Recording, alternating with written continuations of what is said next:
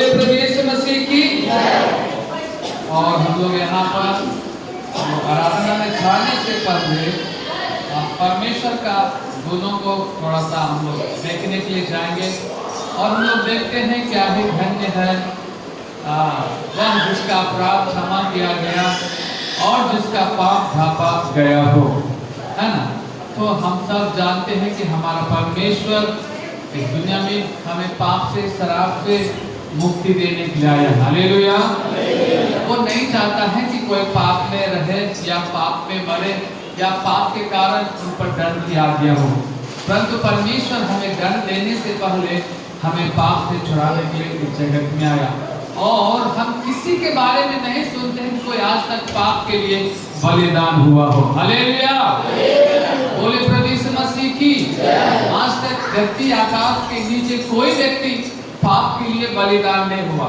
एक ही व्यक्ति पाप के लिए बलिदान हुआ, हम जिसके बारे में सुनते हैं वो है यीशु मसीह। हालेलुया।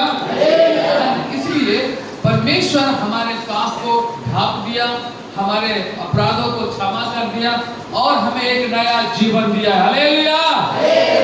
एक जीवन जो मरता हुआ जीवन, अनंत काल का जीवन, कभी ना खत्म होने वाला जीवन से परमेश्वर हमें क्या है भर दिया। और लेकिन दूसरा वचन देखेंगे, बहुत ही सुंदर बात है कि परमेश्वर यहाँ पर लिखता है, क्या ही धन्य हुआ मनुष्य जिसके अधर्म का लेखा यहोवा ना ले। हालेलुया। तो सोचिए, क्योंकि कितना भाग्यशाली होगा वो व्यक्ति जिसने जुर्म किया परंतु जुर्म की सजा उसको ना मिली हो, है ना, क्षमा कर दिया गया हो, है ना।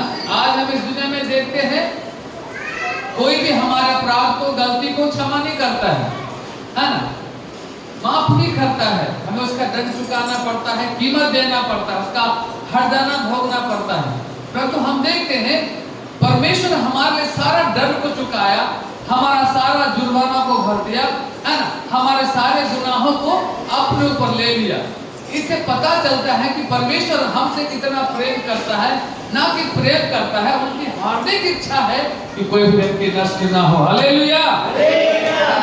कोई व्यक्ति नष्ट ना हो। और यहाँ पे जब आप देखेंगे तो वहां से कुछ नीचे 3, 4, 5 में जब आप देखेंगे तो वहां पर जो है पाप के कारण मृत्यु, दुख, समस्या आती है। तो भी भजनकार कहता है, प्रभु मैंने अपने पाप को तुझ पर रखा, प्रकट किया और मान लिया। और पाप को मान लेने के द्वारा परमेश्वर उनको आशीष करता है। हालेलुया।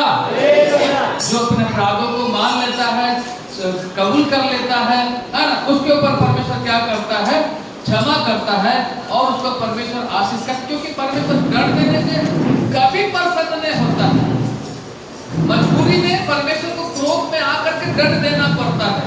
वो दंड देने वाला परमेश्वर नहीं है, वो जीवन देने वाला परमेश्वर है। वो किसी को नष्ट करने के लिए नहीं आया, वो बचाने के लिए आया। उनका प्रथम जो प्राथमिकता है, परमेश्वर का जो प्रथम प्राथमिकता है कि कोई व्यक्ति नाश ना हो। हालेलुया। इसलिए जब कोई व्यक्ति अपने पाप को, अधर्म को, अपने गलतियों को, प्रभु मैंने पाप किया, आप जानते हैं एक व्यक्ति ने मंदिर के बाहर खड़ा होकर के पाप किया, प्रभु मैं किसी योग नहीं कि मैं तेरे मंदिर में आ सकूं, सर उठा के नहीं, सर झुका के प्रार्थना किया, प्रभु मैं पापी हूँ, मैंने बहुत पाप किया है, मैंने बहुत गलतियां की है।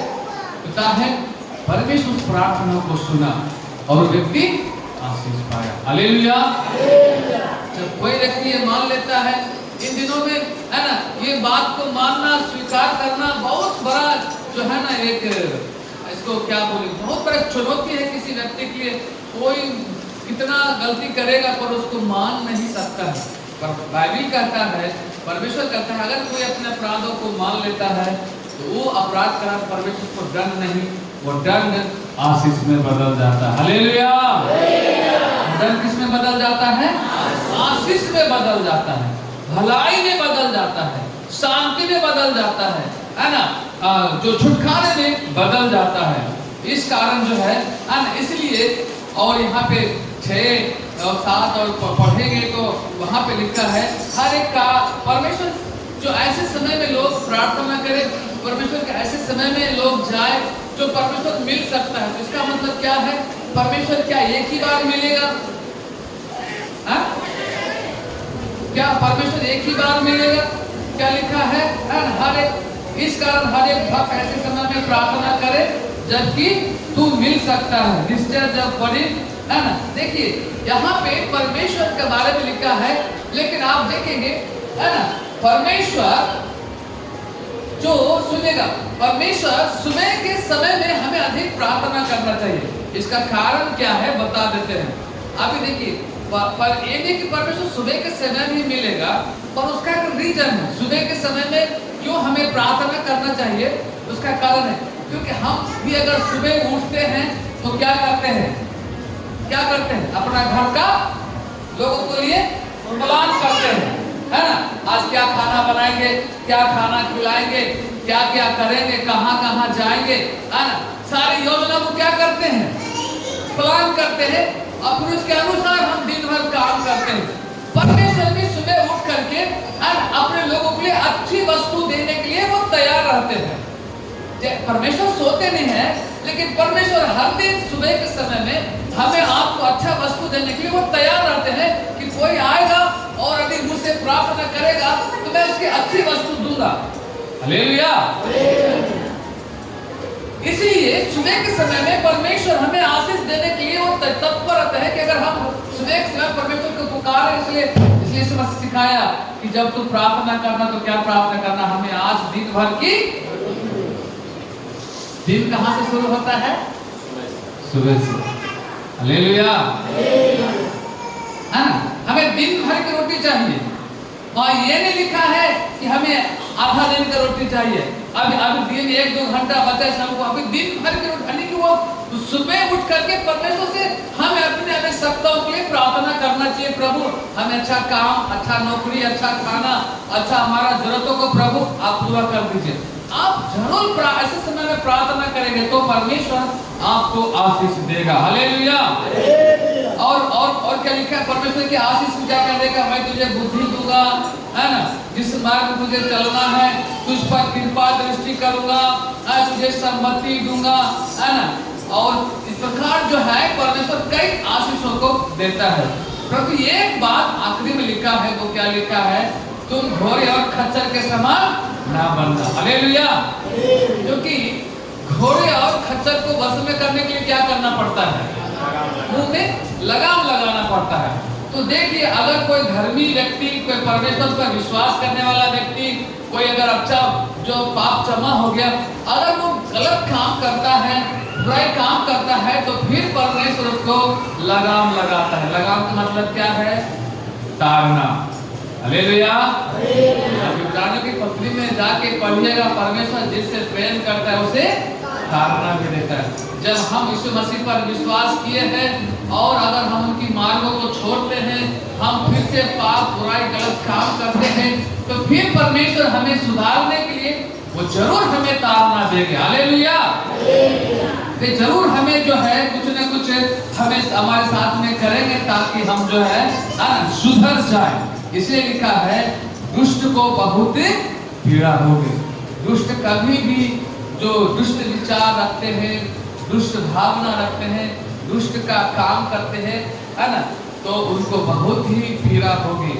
एक दिन एक बहन बोल रही थी कि हम देखते हैं कि जो पाप करता है उसको बहुत वृद्धि है, वो चैन से रहता है, उसको कोई प्रकार का डर नहीं, भय नहीं, पर अच्छा काम करने वालों को हमेशा चिंता रहता है, टेंशन रहता है। कोई भी लोग आकर के गाली, विरोध, कुछ भी बोल देता है।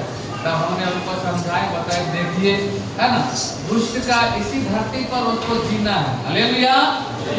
दुष्ट के लिए सुख भी कहाँ है, इसी धरती पर है। मरने के बाद उसको सदा जीवन क्या करना पड़ेगा, दुख उठाना पड़ेगा, तड़पना पड़ेगा, रोना पड़ेगा, है ना। इसीलिए देख लीजिए, इसलिए दुष्ट को मरने के बाद कोई शांति नहीं है, इसलिए वो मिट जाएगा, वो खत्म हो जाएगा। इसलिए धरती पर उसको परमेश्वर थोड़ा देर के लिए, ठीक है तुम बुरा काम करके लो, अच्छा खा लो, अच्छा कपड़ा पहन लो, आज ठीक है तुम थोड़ा अपना इच्छा पूरा कर लो, क्योंकि दुष्ट भी एक दिन मरेगा, पर देखिए उसका अंत बुरा होता है। हालेलुया। उसका अंत बुरा होता है और मरने के बाद भी उसके जीवन में किसी प्रकार का शांति नहीं मिलेगा। वचन लिखा है दुष्ट को दूसरी मृत्यु का सामना करना पड़ेगा। हालेलुया। कितना मृत्यु का? दूसरी मृत्यु। दूसरी मृत्यु क्या है? एक शारीरिक मृत्यु है जो देह के द्वारा हम सबको मरना है, और दूसरी मृत्यु है कि दुष्ट लोग शरीर से भी मरेगा और आत्मा से भी मर जाएगा। पर धर्मी लोग शरीर से मरेगा पर आत्मा से हमेशा स्वर्ग में जिंदा रहेगा। बोलो प्रभु यीशु मसीह की। इसलिए परमेश्वर का गुण है, परमेश्वर हमसे आपसे प्रेम करता है, कोई भी आदमी नष्ट ना होने पाए। और धन्य है जिनका अपराध को परमेश्वर क्षमा किया है। आइए, परमेश्वर हमें आशीष के लिए बुलाया है, हमें शांति पाने के लिए बुलाया है। यदि हमारे जीवन में कोई भी ऐसा गुण, अपराध, बुराई, अधर्म, पाप है तो हमें जरूर परमेश्वर से क्षमा मांगना चाहिए, हमें जरूर परमेश्वर से प्रार्थना करना चाहिए। हालेलुया। ताकि हम परमेश्वर की आराधना में हम जाएंगे और हम परमेश्वर को आशीष को पा सकते हैं। अच्छा से बैठिए। आप लोग क्या कर रहे हैं? क्यों स्टीफन, क्यों आप लोग घर की तरह आ रहे, बार बार जा रहे हैं? आइए सब लोग खड़ा, डिस्टर्ब नहीं करना है। एक बार इशारा से हम लोग बातचीत करके उधर ही मैनेज करना। आइए हम लोग प्रार्थना में जाएंगे, हम लोग आराधना में जाएंगे, सब लोग खड़े हो जाएंगे। हालेलुया। सब लोग खड़े हो जाएंगे। स्तुति राजा। हालेलुया। स्तुति राजा।